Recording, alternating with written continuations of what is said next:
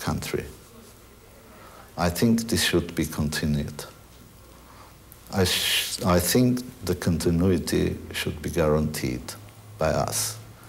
And I would say to a 13-year-old, look at your past to see your future.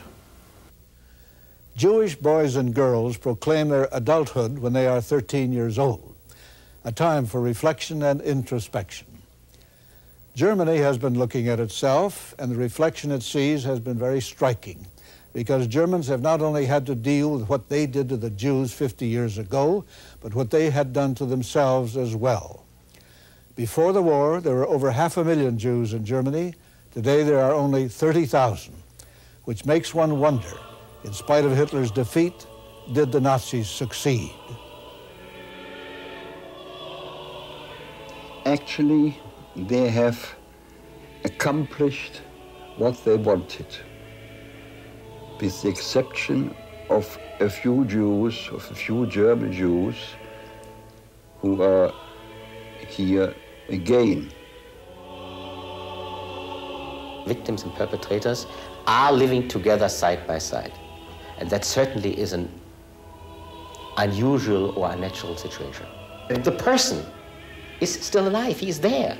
He may be sitting next to me in the underground or in a coffee house. I don't know who he is, and he doesn't know who I am. But it's still there. I can't help it. And it will take many generations. You see, it is too easy to say it's all over. It isn't. What we try to do is to encourage Jews to live here and have a community here and have their synagogues, their schools, and their cultural life. Now, this is not easy because Jews have a hard time to feel at home in Germany.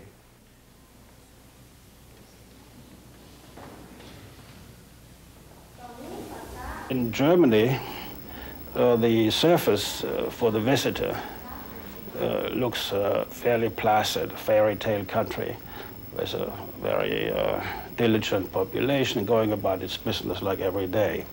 But if you look under the surface, the question of how to deal with the Nazi past, and I don't mean only the Holocaust, Shoah, but I mean the whole problem of what had happened here and why. This question is still very much alive in their emotional and in their life and in their memory. We are a new generation.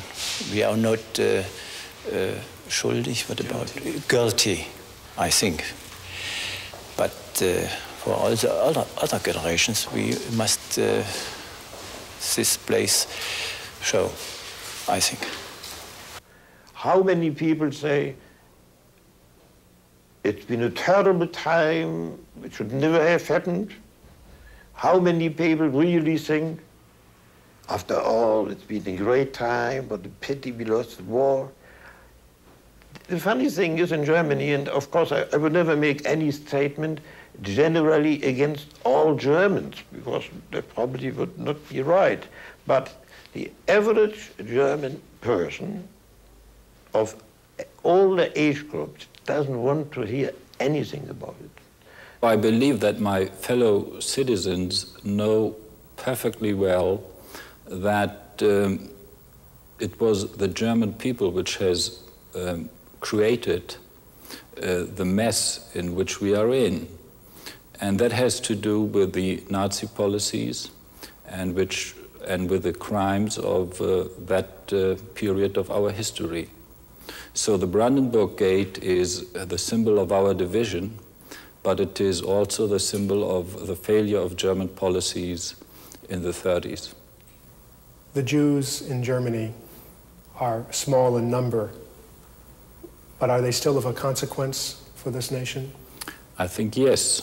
They are small in number because of the events in the past, but what they tell us and what they try to teach us is of great moral value. It is about a dialogue, it's about discussion. It's about being politically alert here, to raise one's voice whenever signs of developments which may lead to disaster become visible. That I see as a survivor.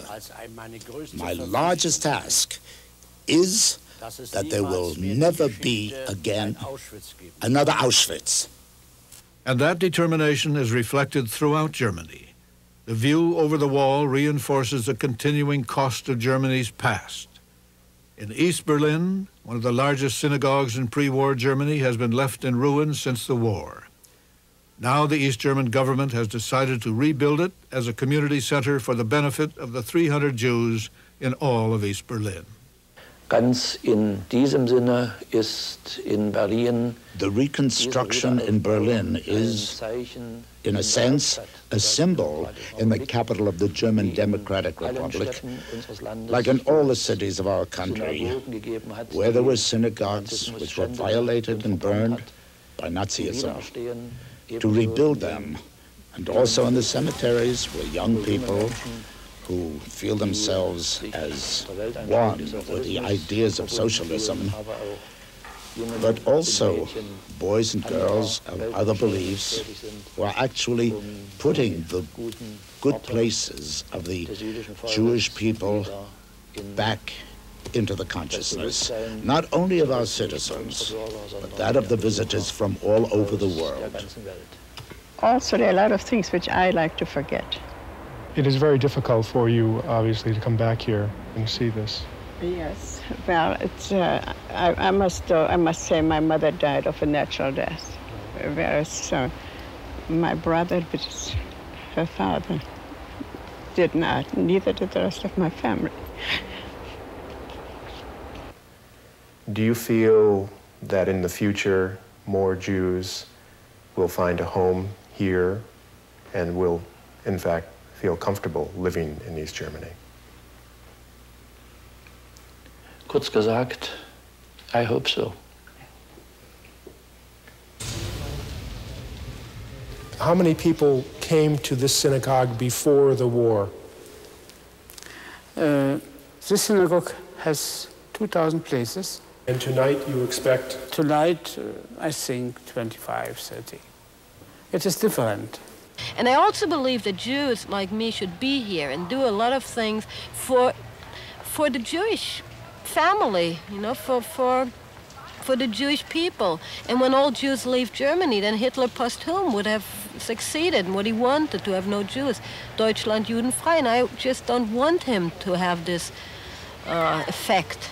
You know, if you think about it, this man Hitler, he really changed the world. And we're sitting here after 50 years and we're still arguing what came out of it, and we didn't solve it. All the people we talk to, we see they suffer from it still. We suffer from it still. Of course, the Russians liberated, and then you had Stalinism, and so there was good things and bad things. I mean, it's one layer on the other, so really we have to see what goes on.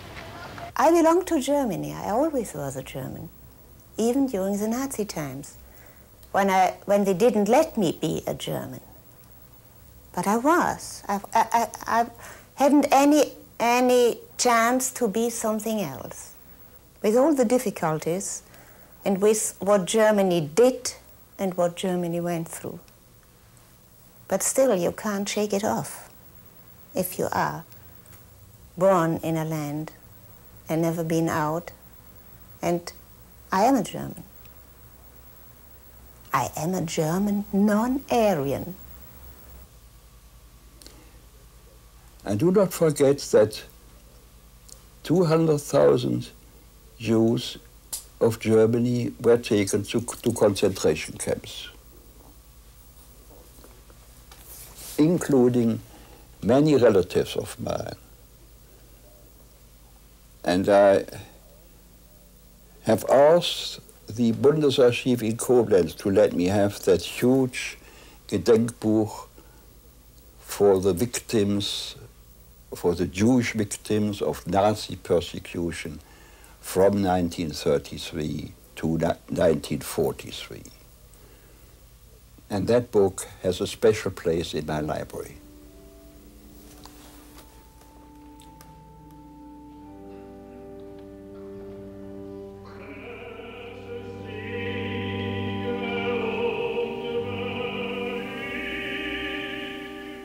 In the next 50 years, 100 years, there will not be, I think, no concentration camps and something you will not have. But the Jews are always outsiders.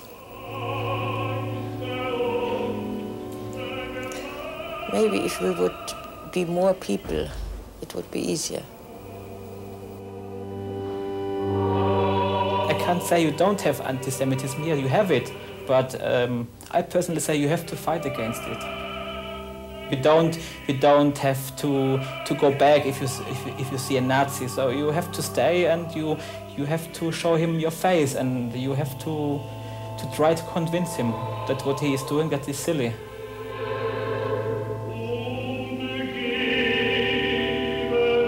Just hope one of these days people will wake up and understand if we don't do something, we have to not forget, but understand that we all are human beings. I really believe in that. Our attitude today is, in the words of Elie Wiesel, don't forget, but forgive.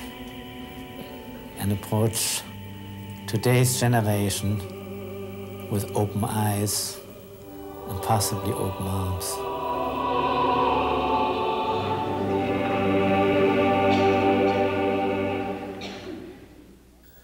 History is not a perfect guide to present or future, but it's one of the few we have. It can be concealed or doctored only at peril to both present and future. Kristallnacht revealed for modern man some old truths, that the membrane holding civilized life is thin, that there is no limit to man's inhumanity to man unless limits are imposed, and that man nevertheless retains a remarkable capacity to rise again and to look again for the better angels of his nature. This is Eric Severide. Good night.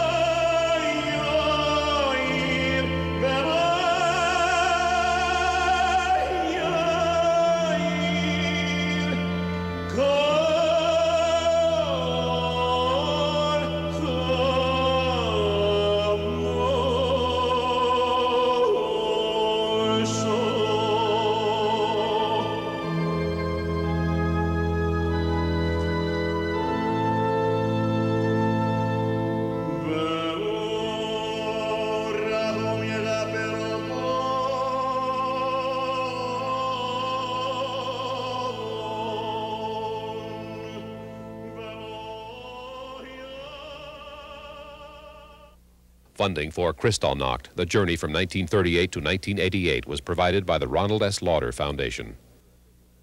To order a videocassette of this program for educational use, call 800-552-1922 or write Wheata Visions, Post Office Box 6134, Arlington, Virginia 22206.